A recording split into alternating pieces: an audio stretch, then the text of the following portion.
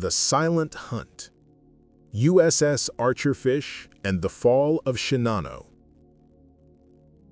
On cold Pacific nights, the sea takes on an eerie stillness. Beneath a waning half-moon, waves rose and fell with timeless rhythm, casting silver streaks that shimmered across the black water. The surface seemed calm, deceptively so, as if the ocean itself were holding its breath. To a sailor standing on the deck of a Japanese destroyer, that stillness might have felt almost peaceful. Yet, beneath the glistening skin of the sea, an unseen hunter waited in silence. Her name was USS Archerfish, a Balo-class submarine of the United States Navy. 311 feet of steel and resolve, painted in gray to blend with the night. When surfaced, her conning tower was barely visible against the moonlit horizon. When submerged, only the faintest glint of her periscope betrayed her presence. Inside her narrow hull, the air was thick with the scent of oil, sweat, and machinery. Pipes hissed softly. The hum of instruments filled the confined space. Men moved with quiet precision, their voices low, their focus absolute. They had lived through years of war, yet on this night, something different stirred. The sense that destiny itself was circling just beyond their range of sonar. At the center of it all stood Commander Joseph F. Enright, 33 years old, dark-haired, introspective, and carrying the weight of unfinished business. His first command had ended in disappointment, a patrol without a single torpedo fired, a decision haunted by hesitation. To a submarine officer, such failure cut deep. He had even asked to be relieved, convinced that perhaps he wasn't cut out for command. But now, months later, aboard Archerfish, Enright intended to erase that shadow forever. He stood at the periscope, one hand resting lightly on the grips, the other brushing the rosary he kept in his pocket. His faith was quiet, private, but tonight, in the black waters south of Honshu, it was a comfort he clung to. The radar operator's voice broke the silence. A new contact, 12 miles out. Large, steady, moving southwest. The signal was unmistakable. A massive ship. Far too large to be a freighter. Enright's instincts stirred. This was something different. Only hours earlier, Archerfish had been assigned to lifeguard duty, waiting to rescue downed airmen from a bombing raid that never came. Now freed to roam, she had stumbled upon a target of unknown but unmistakable importance. Skeleton crew, incomplete defenses, and untested systems, a giant still learning to walk. As clouds swallowed the moon, the horizon darkened. The sea seemed to flatten and hold its breath. Through his periscope, Enright caught sight of her silhouette, vast, shadowed, flanked by destroyers slicing through the swells. One of them suddenly turned, accelerating directly towards Archerfish. For a heartbeat, it seemed the game was over. But then, inexplicably, the destroyer turned back to formation. The hunter was still unseen. "Steady," Enright whispered to his officers. "We'll stay with her. Let her zig. We'll wait until she straightens out." His tone was calm but resolute. Beneath the professionalism of command, the words carried a private vow. This time, there would be no hesitation. The clock neared midnight. Somewhere ahead, the largest warship on Earth steamed through the dark Pacific, unaware that below her, a single submarine and her captain were lining up the shot that would seal both their fates.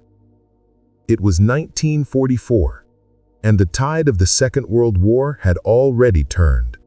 For Japan, once ruler of an empire that stretched from the Aleutians to the jungles of Burma, the war was no longer about conquest, but endurance. The walls were closing in. American air raids burned its cities. Allied submarines strangled its supply lines. Island strongholds that had once anchored its defense were falling one by one. The Solomons, the Gilberts, the Marshalls, the Marianas. The Pacific, once a protective moat, had become an ever-shrinking battlefield.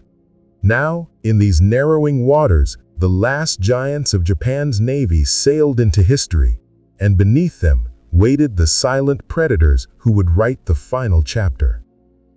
Shinano, Japan's last gamble. Step by step, the Allied advance pushed ever closer to Japan's shores.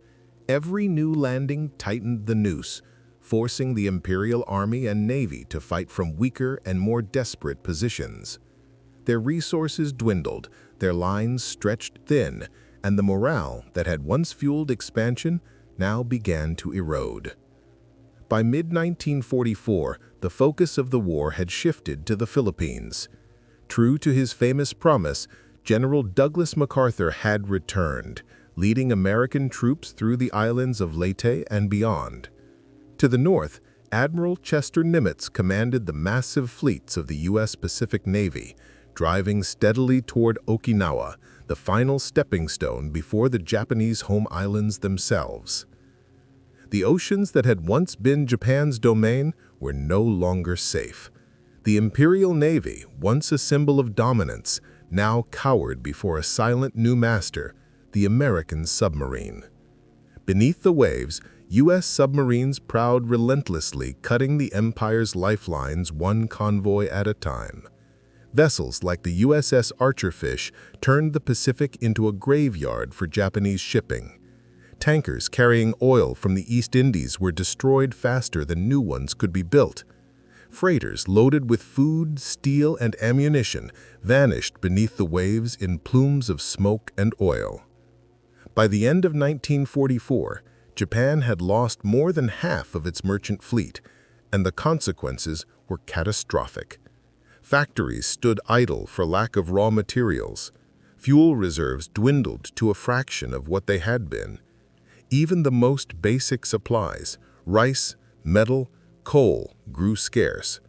The arithmetic of war had turned against Japan. Once able to replace losses with astonishing speed, the Empire now watched each ship and aircraft slip beyond replacement forever. In the shipyards that had once forged the fleet which struck Pearl Harbor, workers struggled to keep up. Skilled craftsmen were gone, drafted into the army. Steel was scarce. Bomb damage grew daily. American raids were now targeting Japan's industrial heart, its foundries, its docks, its cities. Meanwhile, above the waves, American power had reached unprecedented heights. The U.S. Navy's carrier strike groups, the 3rd and 5th Fleets, roamed the Pacific freely, striking at will. Their aircraft hammered Japanese bases from the Marianas to Formosa, and even the home islands themselves no longer lay beyond reach. From the skies came an even deadlier menace, the Boeing B-29 Super Fortress. With unmatched range and payload, these bombers brought daylight firestorms to the heart of Japan. Tokyo, Nagoya, and Osaka burned under waves of incendiary bombs, and there was no sign that the raids would stop. The Imperial Navy, once the most modern and feared maritime force on Earth, was now only a shadow of itself. Its air arm had been shattered at Midway in 1942. Its surface fleet had bled heavily in the Solomons and the Marianas.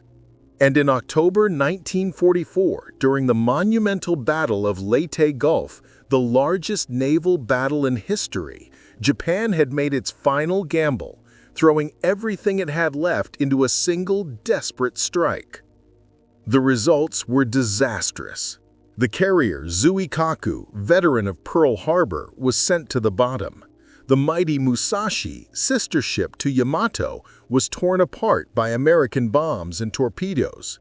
Even Yamato herself, the largest battleship ever built, limped away battered and broken. But perhaps the most irreparable losses were not ships, but men. The elite aviators who had carried out the Pearl Harbor attack, the best-trained pilots Japan had ever produced, were gone. Their replacements, rushed through training programs, often had fewer than 50 flight hours before being sent into combat. American pilots, by contrast, arrived with hundreds of hours and far superior machines. The results were devastating. The Japanese planes were being shot down at ratios of 10 to 1, sometimes worse. Japan was running out of ships, out of fuel, out of men, and most of all, out of time. But in this hour of decline, its leaders placed their faith in one last creation, a weapon of hope born from desperation. It was not another battleship or a new aircraft design. It was something altogether different, a warship of unprecedented scale and secrecy. A vessel so vast and so heavily armored that Allied intelligence doubted she even existed. Her name was Shinano, named for an ancient Japanese province. Built from the unfinished hull of a Yamato-class battleship, Shinano was designed to be invulnerable, a fortress at sea. Japanese planners envisioned her as the linchpin of a final defensive ring around the home islands. If completed, she would carry hundreds of aircraft and the latest suicide weapons. Perhaps, they hoped, she could stem the American tide, disrupt the invasion fleets gathering across the Pacific, and restore at least a fragment of lost honor. Shinano's creation reflected a shift in Japan's naval doctrine. Gone were the dreams of decisive fleet battles, where superior tactics and bravery might carry the day. Instead, the new strategy was one of endurance, to survive under relentless air attack, to serve as a mobile base, to deliver waves of kamikaze and other special attack weapons. Japan's leadership had accepted a grim calculus. If the lives of its young men could be exchanged for enough American ships, perhaps the empire might buy time. Rocket-powered suicide planes and explosive motorboats were no longer experiments. They were official policy. But even as construction raced forward, reality intruded. The Shinano's completion was pushed through with reckless urgency.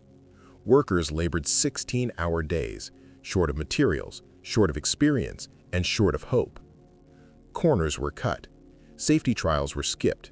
The ship was needed immediately, and nothing, not even proper testing, would delay her departure. In Tokyo, delusion still masqueraded as strategy. If Shinano could reach the front lines, she might shield the home islands. If she could engage American bombers, perhaps she could bring down the dreaded B-29s. If she could appear off the Philippines or Okinawa, her sheer size might unsettle Allied morale. These were dreams built on exhaustion, but dreams were all Japan had left. By the autumn of 1944, however, even those illusions were crumbling. The kamikaze attacks, glorified as the highest form of service, were in truth an acknowledgement of despair. Japan was no longer fighting for victory. It was fighting to delay defeat. Young pilots, many barely 18, were told their deaths would protect the emperor and the homeland. They flew willingly, sometimes joyfully, into American ships. The seas around Japan had turned hostile.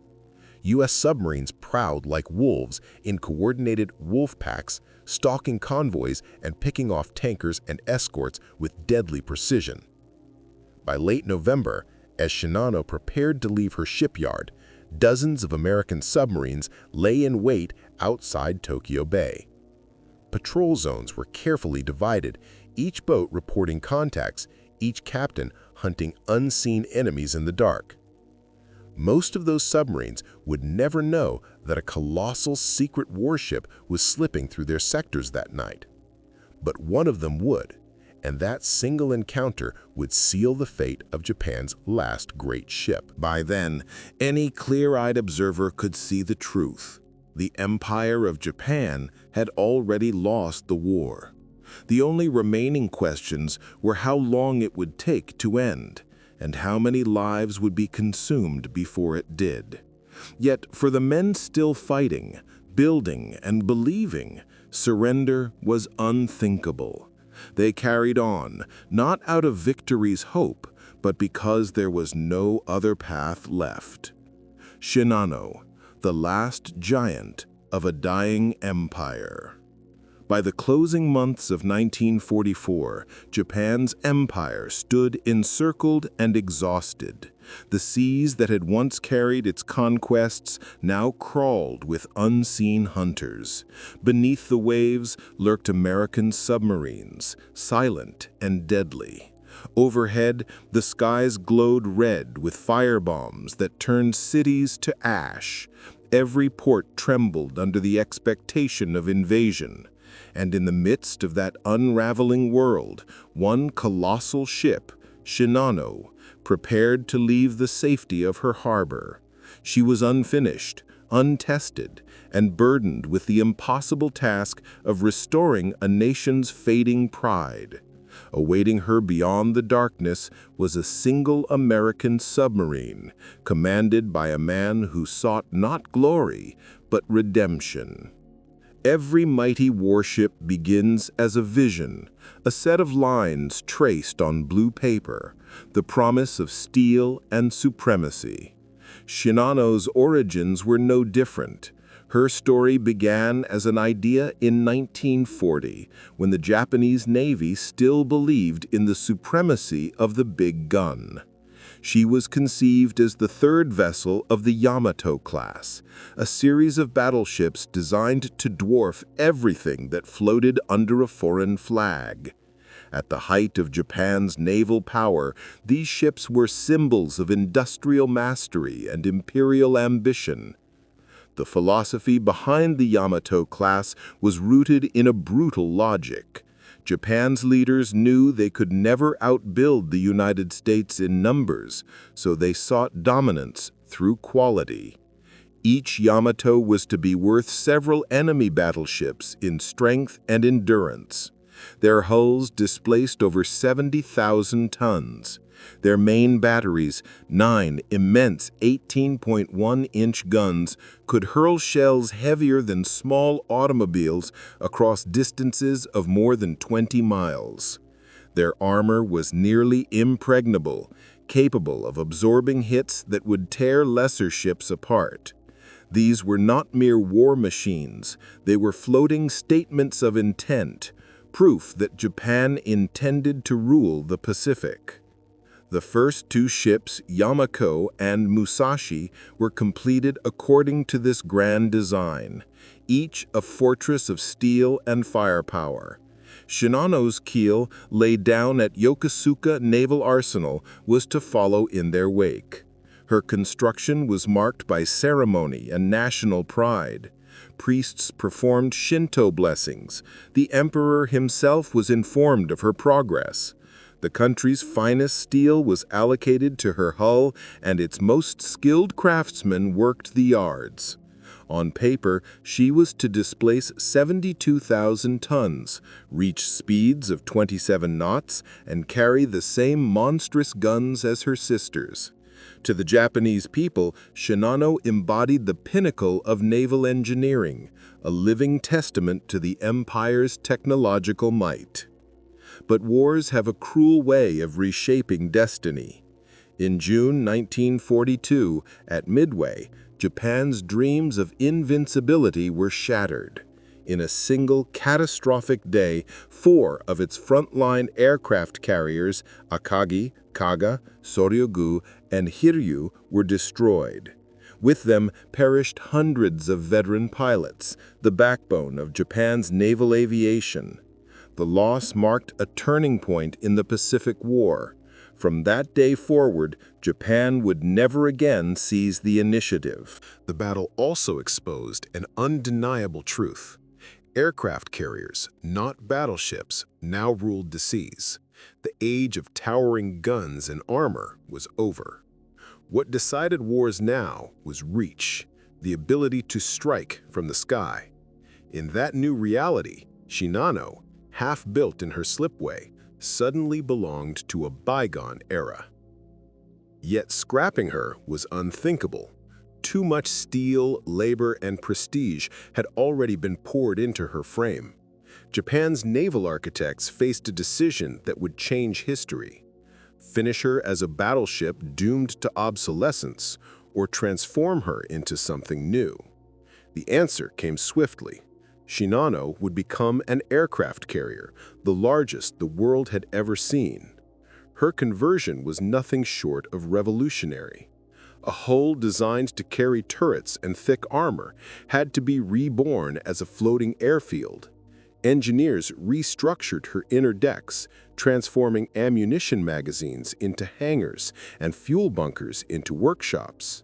Her armored citadel, built to deflect shells, was reforged to support an 840-foot flight deck, wide enough for modern aircraft operations. Where once her massive guns would have towered, elevators now rose to lift planes to the deck. The entire superstructure was moved starboard, giving her the distinctive carrier silhouette of the new naval age. But Shinano was not intended to be an offensive strike carrier like those that had attacked Pearl Harbor. Instead, she was envisioned as a mobile fortress and support vessel, a repair base, supply ship, and floating arsenal. Her hangars could house nearly 50 operational aircraft and carry parts for 70 more in crates, ready for assembly at sea. She would resupply damaged carriers, ferry suicide planes, and launch special attack units in Japan's final bid to slow the American advance. This design reflected the grim new thinking of Japan's naval strategists. The brilliant pilots who had once been the pride of the empire were gone, lost over Midway and the Solomons. Their replacements were barely trained, many with fewer than 50 flight hours before being sent into combat. Quality was gone, replaced by desperation. The kamikaze doctrine, the deliberate use of human lives as weapons, had become official policy. In this new age of sacrifice, Shinano was to serve as the heart of Japan's last stand, a massive armored cradle for suicide planes, rocket-assisted gliders, and explosive motorboats. Her flight decks would not launch triumphs, but martyrs. The secrecy surrounding her construction bordered on the fanatical. Few outside the Navy's highest ranks even knew of her existence.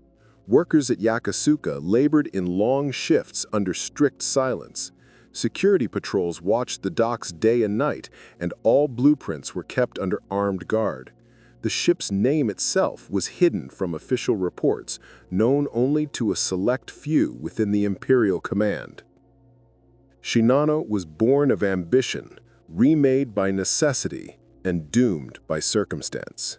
When she finally slipped from her moorings into the dark waters of late 1944, the empire that had dreamed her into being was already collapsing around her.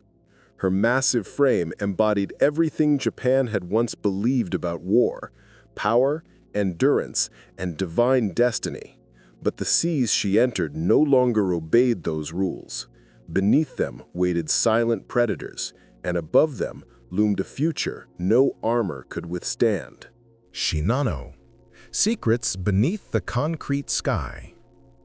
By mid-1944, Japan's Naval High Command lived in constant fear that American bombers might destroy their greatest secret before it ever touched the sea. To protect the vessel, known only to a handful of officers as Shinano, the Navy took unprecedented precautions. The enormous dry dock at Yokosuka, where the ship was taking form, was sealed beneath a colossal roof of reinforced concrete, a fortress within a fortress. Massive steel girders supported the structure, transforming the open dock into a cavernous workshop hidden from reconnaissance planes. Inside that shrouded world, the men who shaped Shinano's steel hull lived under near imprisonment. They slept in cramped barracks within the yard, their movements strictly controlled. No one was allowed to write letters home or speak about their work. Guards patrolled day and night, and those caught discussing the project risked imprisonment or worse. Cameras were banned, and not a single image of the vessel's construction was permitted to leave the site. Even within the Imperial Navy, information about Shinano was fragmented and compartmentalized. Only the most senior officers knew her true specifications. In official paperwork, she existed only as a coded name. When she finally emerged into the sunlight, she would be a revelation not only to Japan's enemies, but to much of Japan itself. This obsessive secrecy, however, carried a heavy price. Because each department worked in isolation, communication broke down. Suppliers often delivered parts without knowing what they were for, and oversight that might have caught critical mistakes simply did not exist. Technically, Shinano represented the extreme edge of naval engineering. Fully loaded, she displaced more than 71,000 tons, far surpassing any other carrier afloat. Her flight deck, sheathed in armor thick enough to withstand 1,000-pound bombs, was nearly impervious to aerial attack. Along her waterline, 8 inches of armor plating formed an impenetrable belt. Deep inside, her hangars were divided by armored bulkheads, designed to contain explosions and prevent a single hit from crippling the entire ship. 4 steam turbines generated 150,000 shaft horsepower, enough to drive her massive hull through the water at speeds approaching 27 knots. Her defenses were extraordinary. 16 dual-purpose 5-inch guns, mounted in twin turrets, could engage both aircraft and surface vessels. More than 120 25mm anti-aircraft guns lined her decks, creating intersecting fields of fire. 12 rocket launchers, each with 28 barrels, could unleash curtains of explosive steel into the sky. On paper, she was nearly untouchable, a floating citadel, the most heavily protected aircraft carrier ever conceived. But for all her promise, Shinano's creation was overshadowed by crisis. The shipyards that had once produced masterpieces like Yamato and Musashi were now hollow echoes of their former selves. Skilled craftsmen had long since been drafted into combat units. Their replacements were hastily trained laborers, conscripted students, and in some cases, prisoners of war. Precision and discipline gave way to exhaustion and improvisation. Work that once demanded X-ray inspection was now accepted after a quick glance. Weld seams were left rough and uneven. Tolerances widened from millimeters to centimeters. The government's demand was clear and merciless. The ship must be launched by November 1944, no matter the cost. Inside the stifling enclosure, construction continued day and night. Men collapsed from heat and fatigue, carried away on stretchers as others took their places without pause. In summer, the air within the sealed dock turned suffocating. In winter, icy winds numbed hands and froze tools. Accidents were constant. Men falling from scaffolds, crushed beneath plates, poisoned by fumes. Each tragedy was quietly erased from the record. The war, they were told, allowed no mourning. Even materials suffered from wartime scarcity. Armor steel, originally destined for Shinano, was often redirected to emergency projects. Inferior alloys replaced it. Electrical wiring, once imported from abroad, became impossible to replace. When supplies ran out, workers substituted whatever they could find.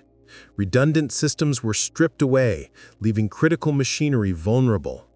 Piece by piece, the great ship became as much a product of desperation as of design, held together not by perfection, but by sheer human will. Yet despite every setback, Shinano rose. Month after month, her hull reached higher, her flight deck stretched wider. The vast island superstructure grew from her starboard flank, commanding attention even in its unfinished state. To those who glimpsed her through the gloom of the covered dock, she was overwhelming, a steel mountain taking form, a testament to what ambition could achieve even as a nation unraveled. By October 8, 1944, the long-secret project was ready for its next stage. The Yokosuka Naval Arsenal prepared for a moment years in the making. After 4 years of hidden labor, Japan's largest warship was to meet the sea. The day began not as a mere launch, but as a ritual. To a nation battered by defeat, Shinano's debut symbolized defiance. proof that Japan could still forge miracles from ruin. At dawn, Shinto priests in flowing white robes arrived to bless the ceremony. They waved sacred wands, recited ancient invocations, and scattered salt to purify the earth. An altar near the bow held offerings of rice, fish, and sake. The priests called upon the spirits of wind, water, and steel to guard the vessel and grant her victory. High-ranking naval officers arrived in full dress uniform, their medals glinting in the morning light.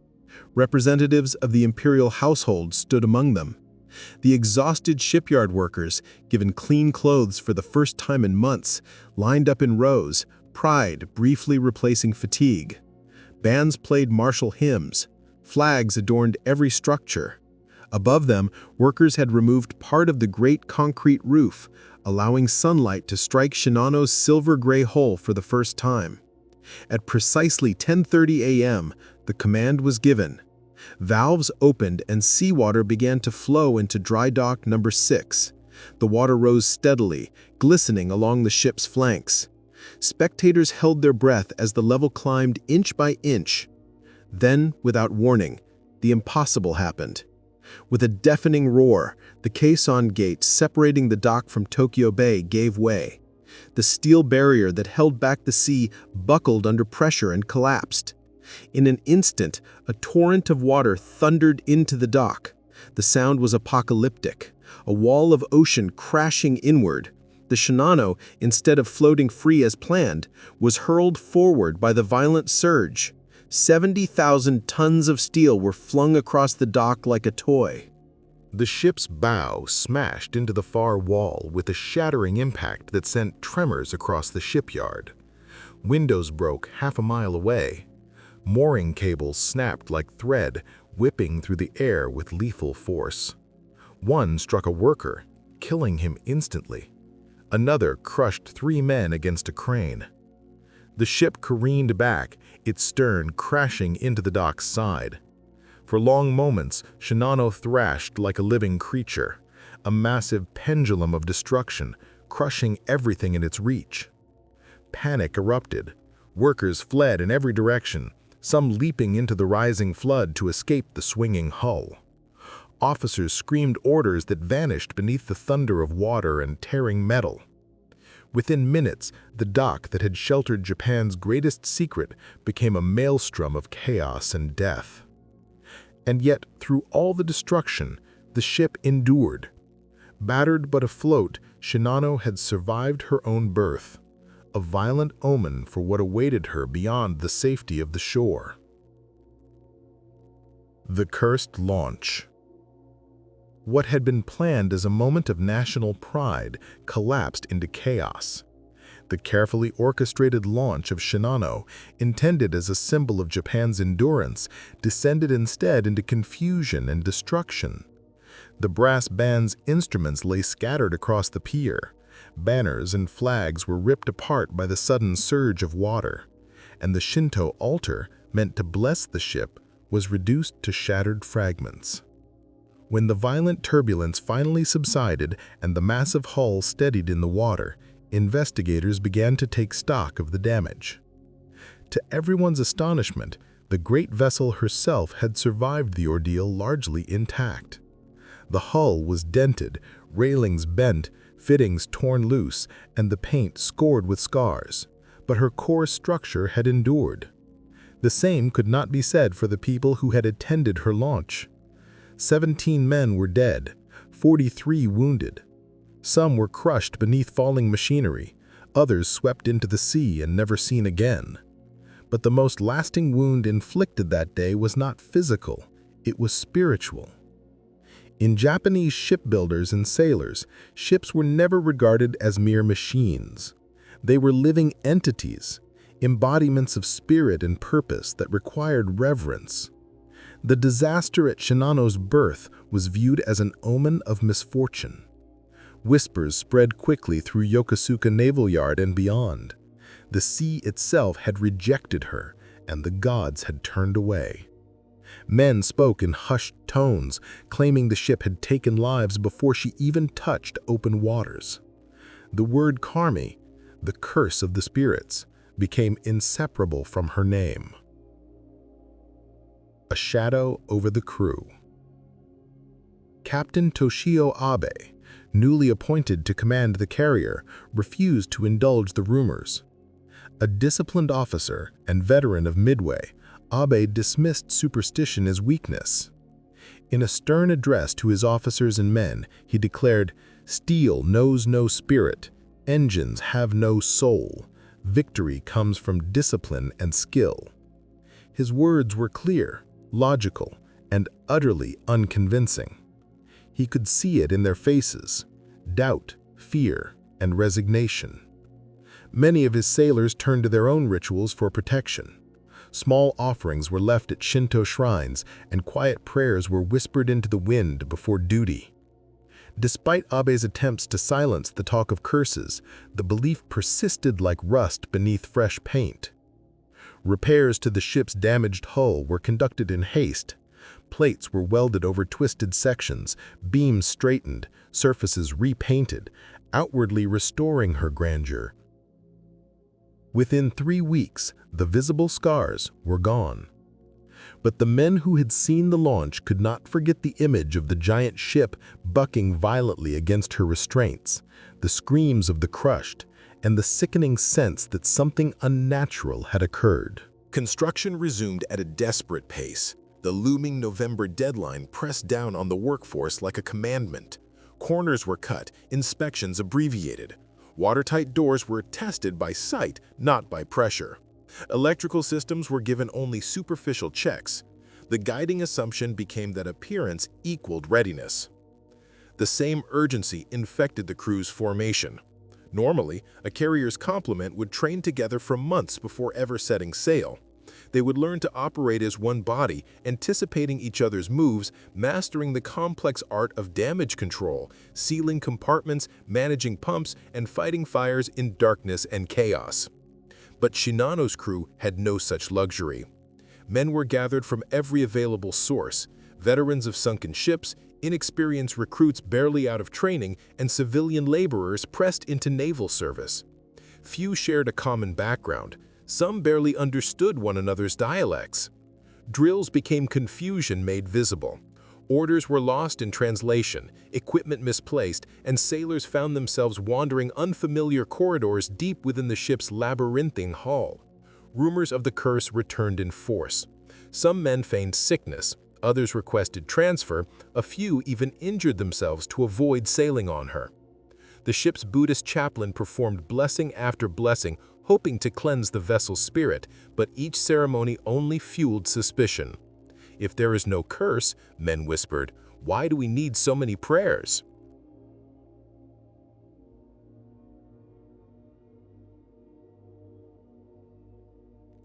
Race against time. As November advanced, the sense of urgency turned to panic. American submarines prowled ever closer to Japan's shores, and B-29 bombers stretched their reach from the Marianas. Every day Shinano remained in port risked discovery and destruction. In those final weeks, her fitting out became frantic. Equipment meant to be precisely installed was hurriedly shoved aboard. Crates of ammunition and spare parts filled passageways. The weapons she carried, 50 Oka suicide rocket planes and several Shinyo explosive motorboats, were loaded into her hangars. Desperation had become both her purpose and her cargo. On November 11, 1944, Shinano was formally commissioned into the Imperial Japanese Navy. The event bore little resemblance to her ill-fated launch. There was no band, no grand assembly of officers or dignitaries, only a brief, solemn reading of orders. Captain Abe accepted command with a stiff salute. The rising sun flag climbed her mast, marking her as a warship of the Emperor. Yet even at that moment, she was far from complete. Of her 12 boilers, only 8 functioned, reducing her maximum speed from the planned 27 knots to barely 20. Her radar system worked sporadically, and much of her anti-aircraft ammunition had yet to arrive. The great elevators designed to lift aircraft from hangar to deck had never been properly tested. Most dangerously of all, her watertight bulkheads, vital for survival if struck by torpedoes, had not been sealed under real pressure tests. Captain Abik compiled a 17-page list of deficiencies and urgently requested a delay in departure. The answer from Tokyo was immediate and absolute. Shinano would sail as scheduled. The decision was driven not only by strategy but by pride. News of Japan's secret supercarrier had begun to spread. To delay her maiden voyage risked humiliation.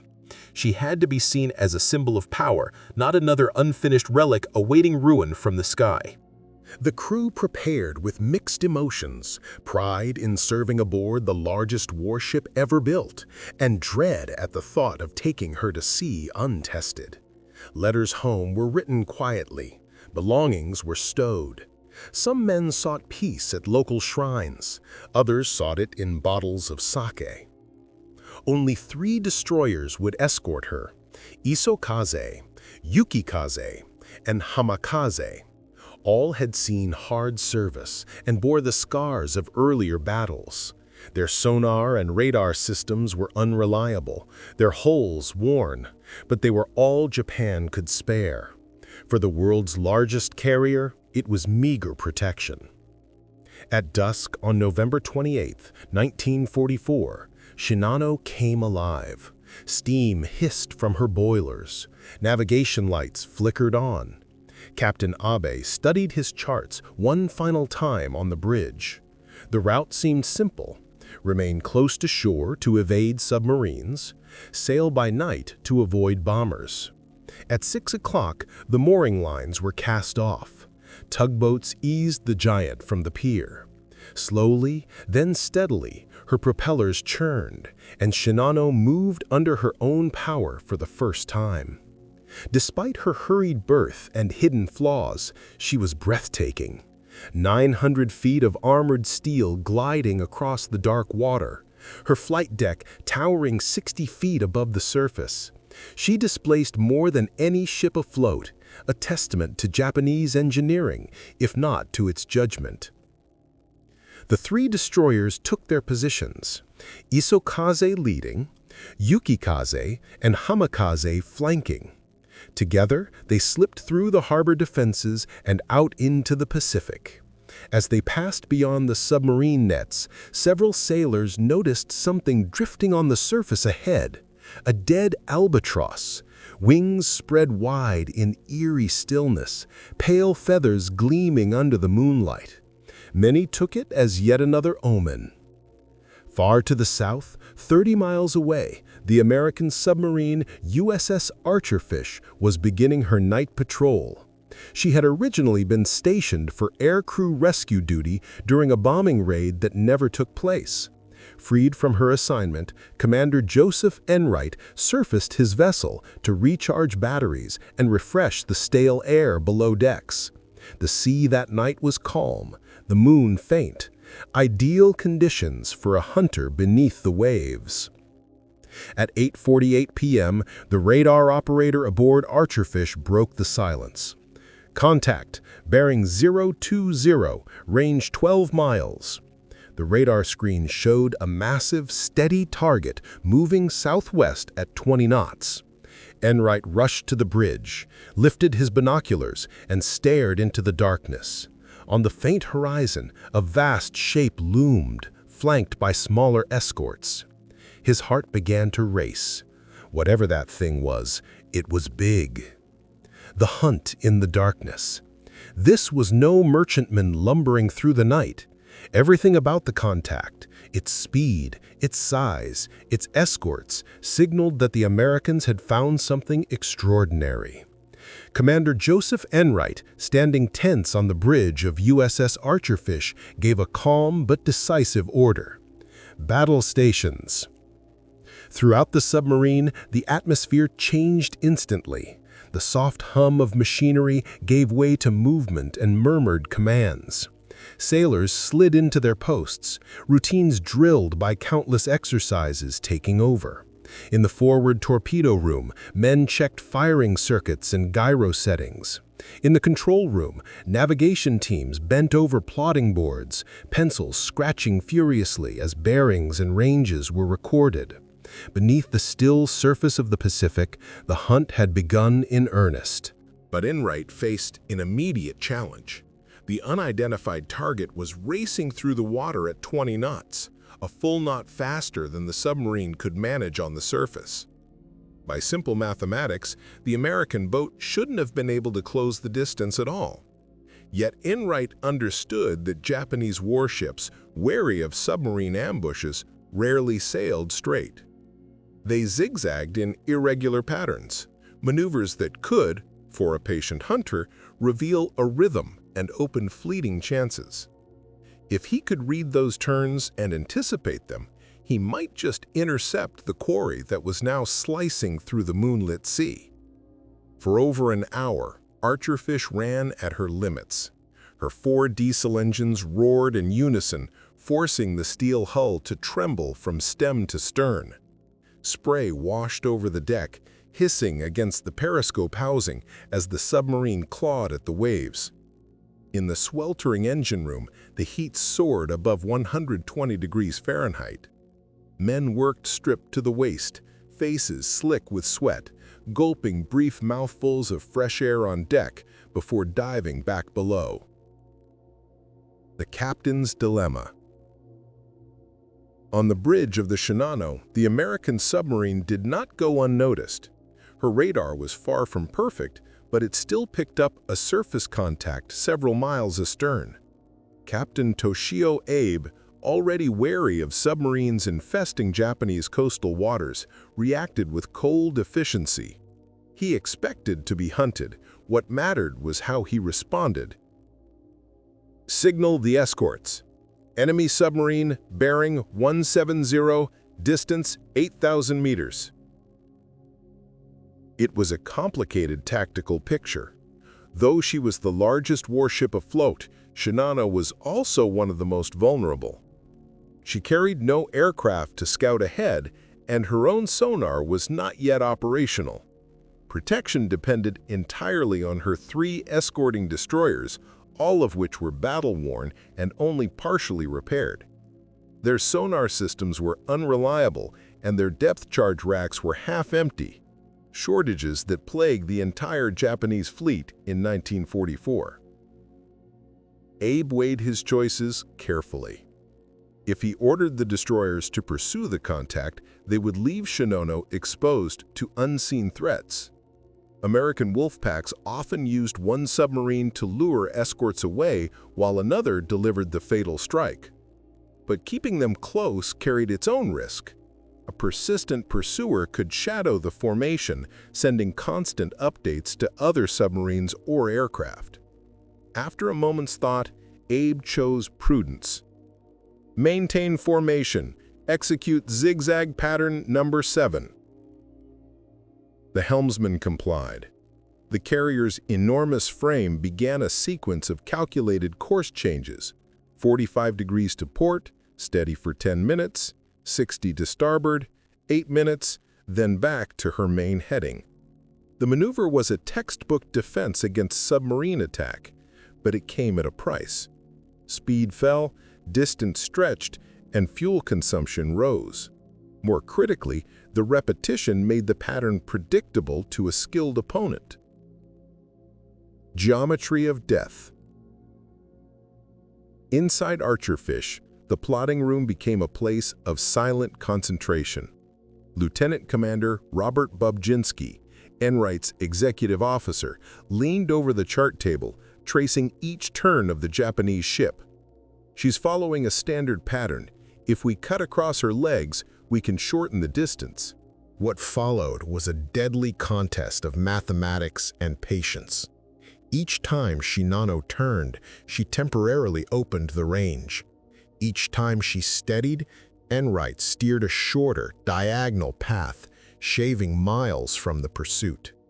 The submarine could not outrun the carrier in a straight line, but it could outthink her. Every decision required precision and nerve. A single error in judgment could send Archerfish plunging into darkness, or worse, into the destroyer's path at a rain of depth charges.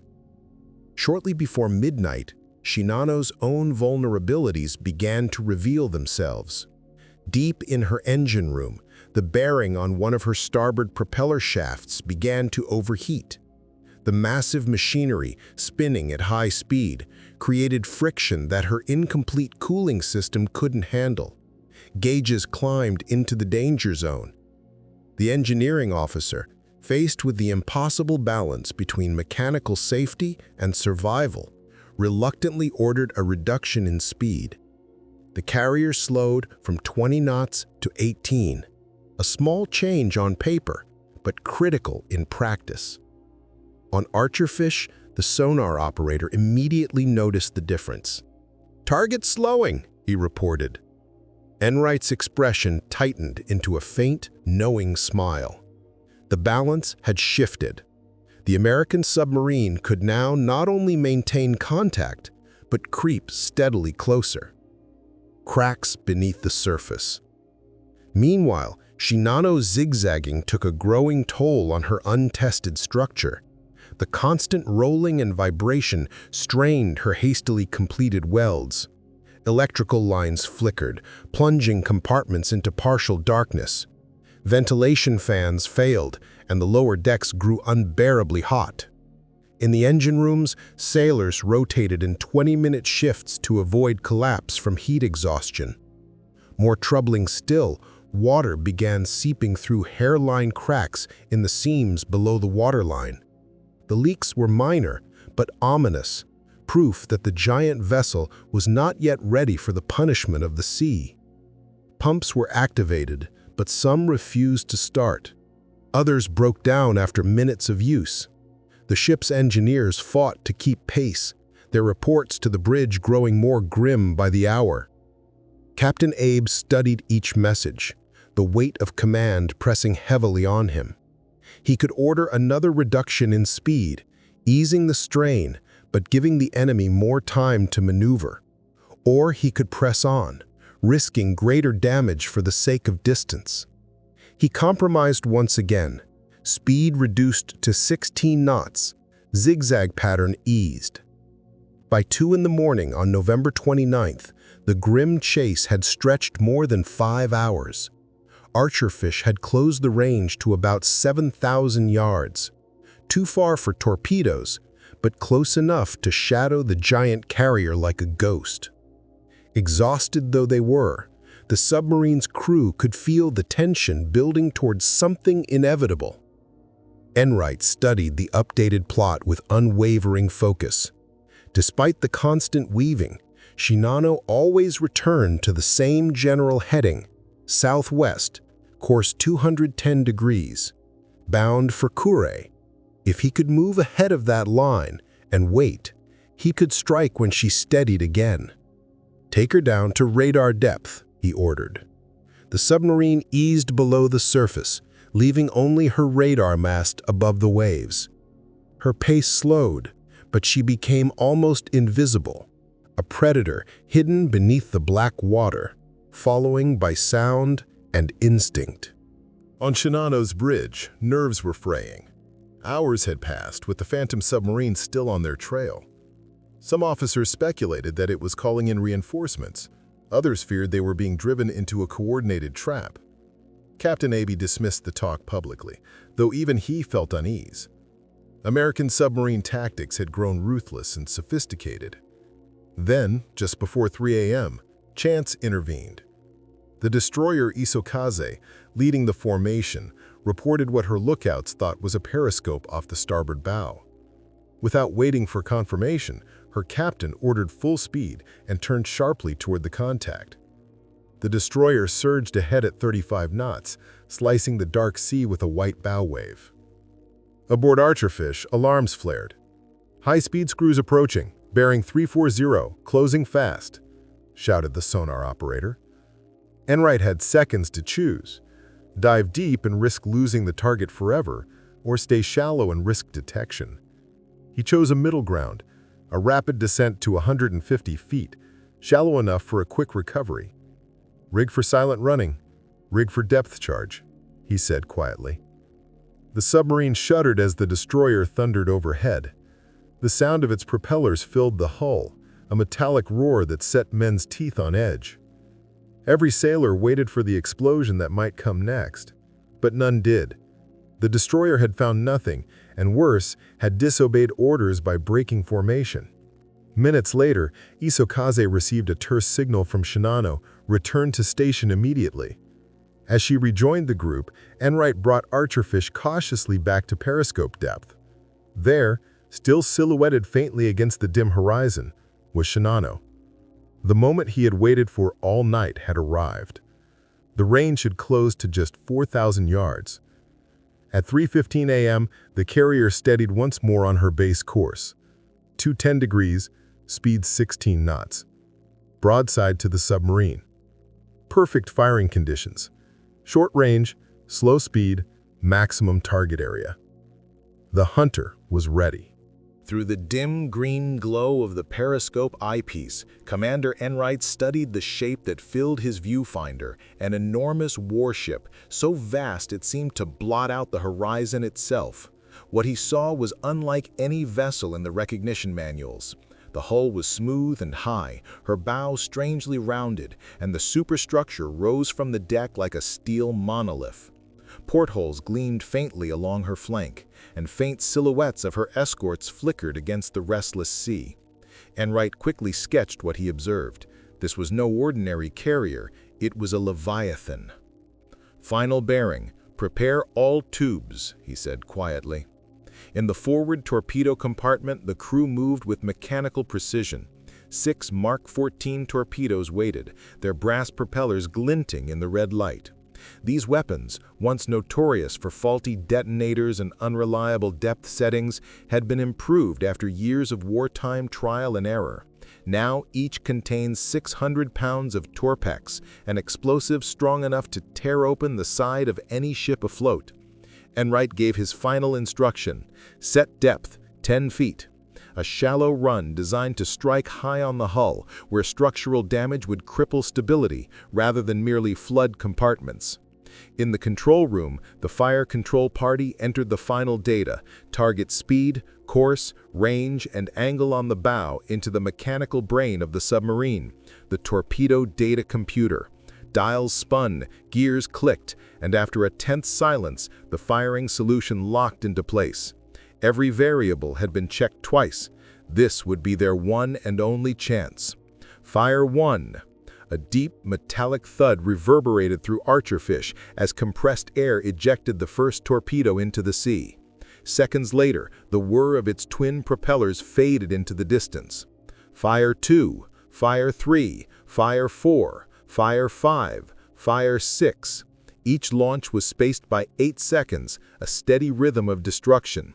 6 invisible streaks surged toward the unsuspecting giant.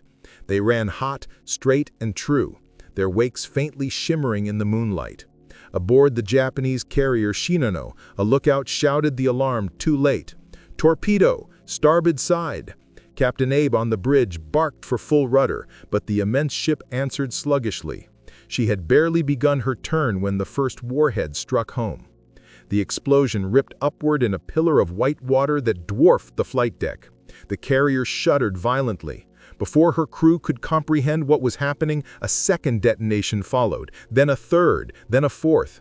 In under half a minute, 4 torpedoes had smashed into her starboard flank between the bow and the island's superstructure. The first explosion tore open frame 104, just forward of an empty aviation fuel tank, punching a 20-foot gash below the waterline. The second destroyed the starboard outboard engine room at frame 142, killing every man within as seawater and scalding steam filled the space. The third ripped open the number 3 fire room, and the fourth ruptured another fuel tank near frame 190, releasing a tide of oil and flame through the lower decks. On the bridge, Captain Abe tried to believe that Shinano, armored like a battleship, could survive. But below decks, disaster was spreading faster than anyone could contain it. Watertight doors jammed or refused to close. Bulkheads split at their seams. Wiring shorted and sparked. Entire compartments were swallowed in darkness and water. Damage control teams fought valiantly, but confusion reigned. Some tried to pump out flooded spaces, while others deliberately flooded portside tanks to counterbalance the list. Their efforts canceled each other out. Within minutes, the great ship was leaning 10 degrees, then 13. On the flight deck, Aircraft and fuel trucks began sliding toward the low side. Men formed desperate chains to lash them down, but it was hopeless. Ammunition crates burst open and tumbled into the sea. Abe, outwardly calm, ordered counterflooding and turned the ship toward the coast, hoping to beach her before she sank. He sent a terse signal. Shinano torpedoed, positioned 32 degrees north, 137 degrees east, attempting to reach shore. But the truth was becoming undeniable. The ship was mortally wounded. Beneath the waves, Enright ordered his submarine deep, 400 feet, rig for silent running. The crew of Archerfish braced for the inevitable counterattack. Above them, the destroyers roared back and forth, sonar pings echoing through the hull. Then came the depth charges, 5 detonations, followed by 9 more. Each explosion sent shockwaves trembling through the steel pressure hull. Light bulbs shattered, insulation drifted down like snow. But the enemy's sonar was damaged and imprecise. The explosions were distant. After an hour, the sea grew quiet again. When Archerfish finally rose to periscope depth, the massive carrier had vanished from view. At dawn on November 29, 1944, Shinano was dying. Her list had reached 20 degrees. Below decks, progressive flooding, water creeping through cables, vents, and bulkheads, spread uncontrollably. Compartments that had been dry minutes before filled like bathtubs. In the hangar, newly assembled suicide aircraft broke free, colliding and spilling volatile rocket fuel across the deck. Men were slipping, choking, trying to move through rising water and smoke. Captain Abe made a last desperate effort to save his command. All engines ahead full, he ordered. But with only the port engines operational, Shinano could barely make 10 knots, not enough to steer properly. The ship began circling, helplessly turning in her own wake. At 8:30, Abe gave the grim order: prepare to abandon ship. Crewmen helped the wounded topside, distributing life jackets, while the 3 escorting destroyers moved in close, preparing to rescue survivors. In the engineering spaces, men refused to leave, keeping the pumps running until the water reached their chests. In a flooded compartment aft, 30 sailors were trapped behind a jammed hatch. The pounding of their fists echoed through the ship until it fell silent. By 10:18, the end had come. Shinano rolled sharply to 35 degrees. Everything loose, planes, trucks, men, slid into the sea. Abandoned ship was shouted across the decks, but for many, it was already too late. The incline was too steep to climb. Some jumped, others were crushed as the ship capsized. Captain Abe remained on the bridge, bound by duty and tradition. He lashed himself to the helm as the water closed over the windows. Around him, officers stood at attention, singing the national anthem until the sea silenced their voices. At 10:55 a.m., Shinano rolled completely over and vanished beneath the waves. A roar of air erupted from her hull, and the sea boiled with debris. The largest warship ever built had lasted less than a single day at sea. The aftermath was nightmarish. Over 2,000 men had been aboard. Barely half survived the sinking. Many who escaped drowned in the freezing, oil-slicked water as rescue ships hesitated.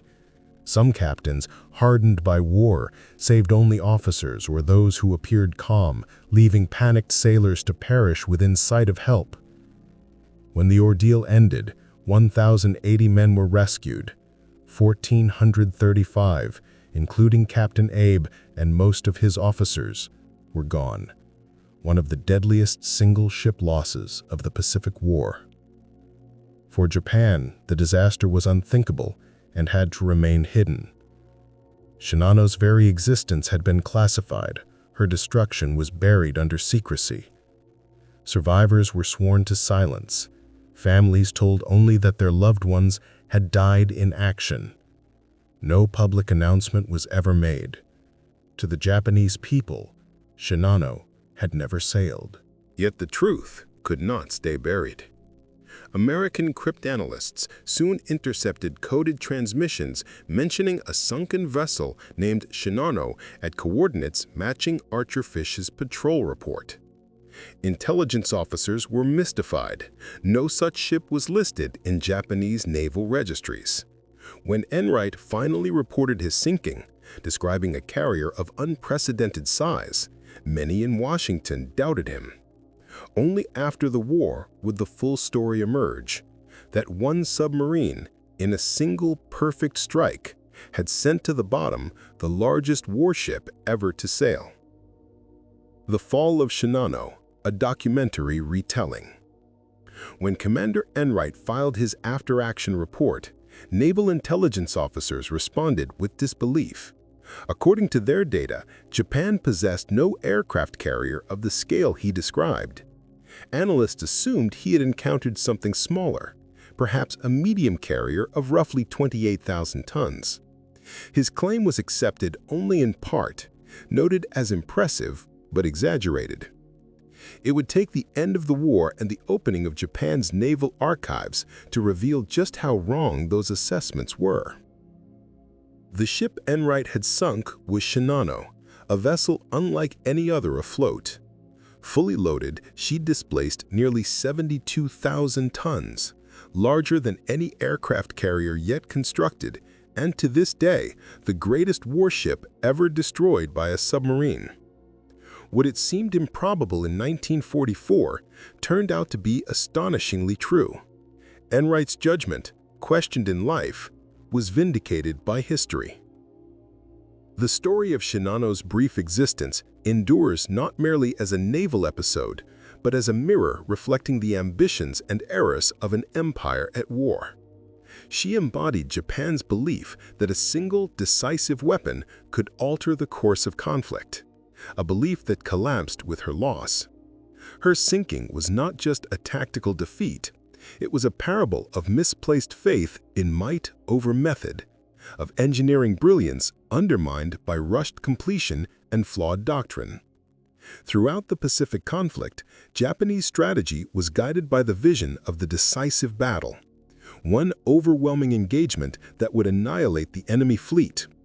This mindset produced the Yamato-class battleships, the Kamikaze campaign, and ultimately Shinano herself. Yet while Japan poured its resources into singular marvels, America built systems, industrial, logistical, and human, that multiplied effectiveness. For every supercarrier Japan dreamed of, America launched a dozen smaller, more versatile ships. For every hurried crew sent to sea, the U.S. Navy trained hundreds with patience and precision.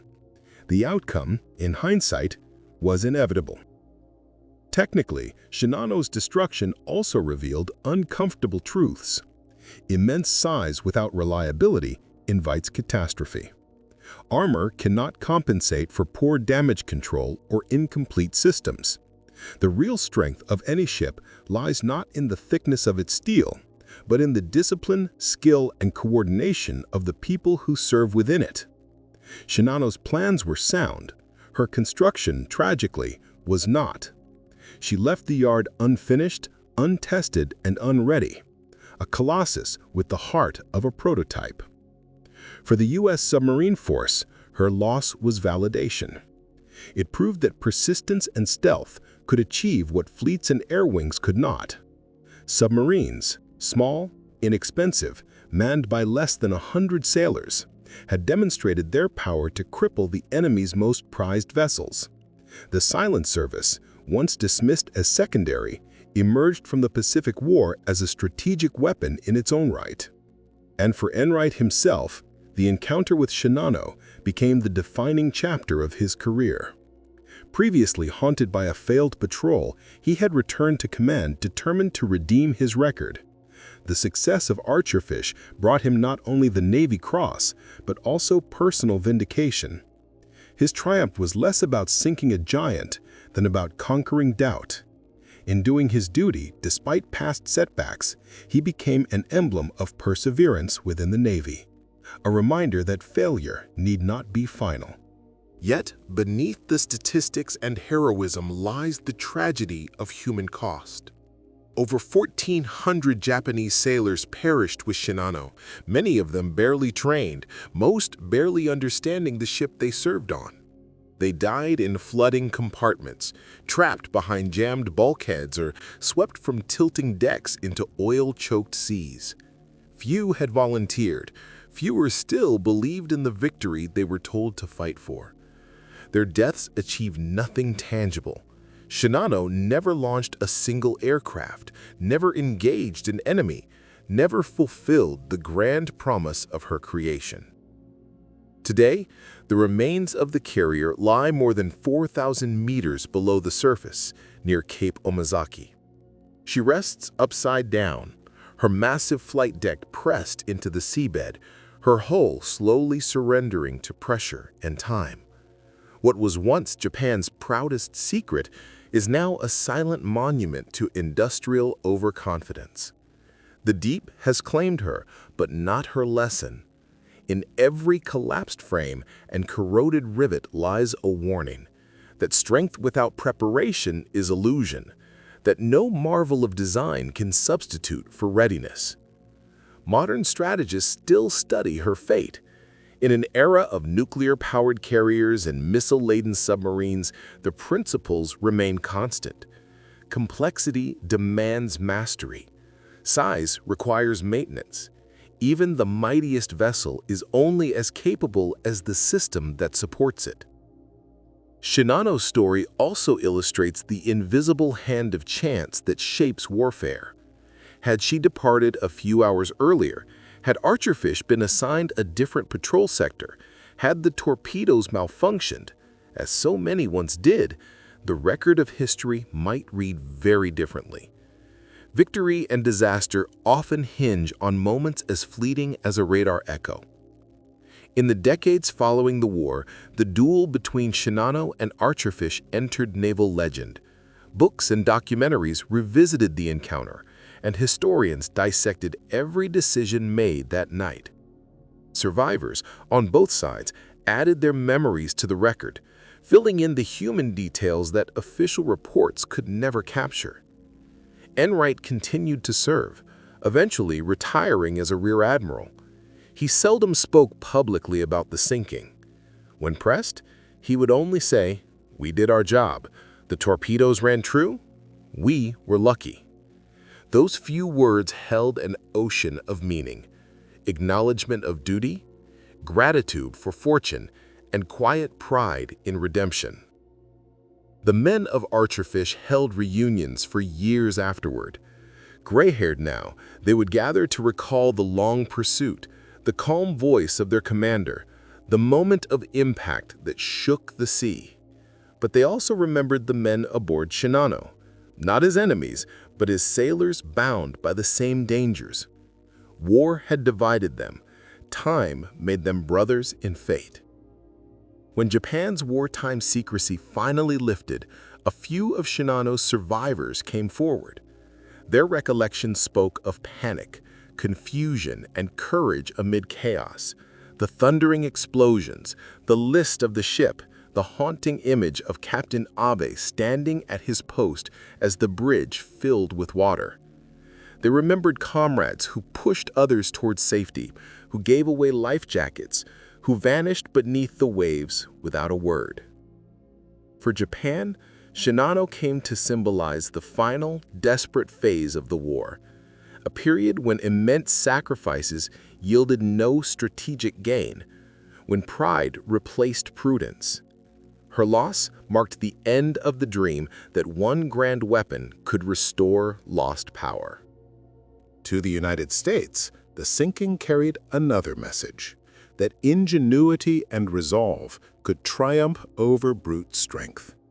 80 men in a submarine had destroyed a fortress manned by thousands. The lesson was unmistakable. Efficiency and skill outweighed magnitude. It was the ancient story of David and Goliath, retold in steel and torpedoes. In 2019, deep-sea explorers finally located Shinano's resting place.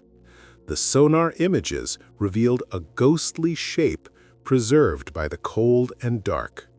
Her massive hull, though inverted, remained astonishingly intact, testament to the strength of her armor and the futility of her mission.